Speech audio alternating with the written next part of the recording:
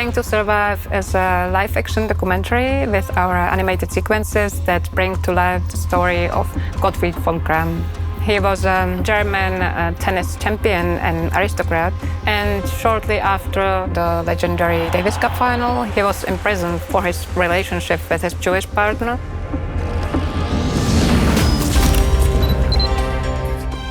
Director Annette Baumeister wanted to tell the story in a deeply personal way. She reconstructed his life through archival footage and interviews with many experts and his family.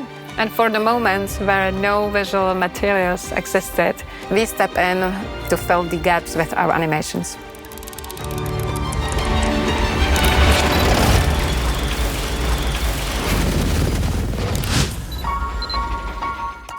For us, the first story prototype is usually a radio play, because I think the sound is actually most important. It tells the story, the timing, the tone, and it's quickly done. Then we did the animatics, which I hand-drawn for this, to just set the camera angles. Then the loads of acting references.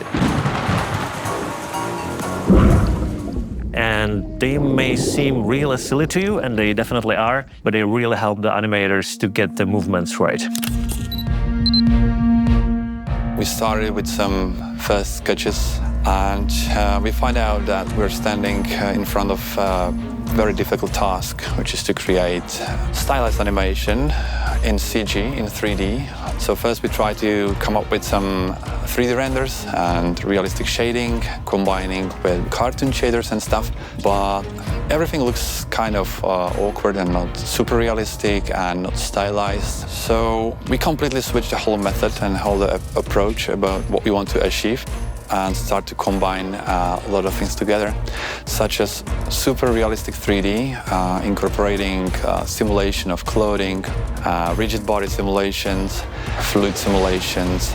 We actually used a lot of hand-painted effects we actually layered over the final renders, and hand-painted everything like a motion blur effect and actually some hand strokes to improve the whole look of the animation. So it was a pretty complex task to create something like this. The face of Gottfried was probably the toughest bit. At first, he looked like this Germanic perfect sports hero with a strong jaw and perfect hair. And it was just too generic. So we kept adjusting the model over and over until we found those little imperfections that made him truly Gottfried. Our team created more than 12 minutes of animations during a year, and we hope we didn't just animate him, we let him play again.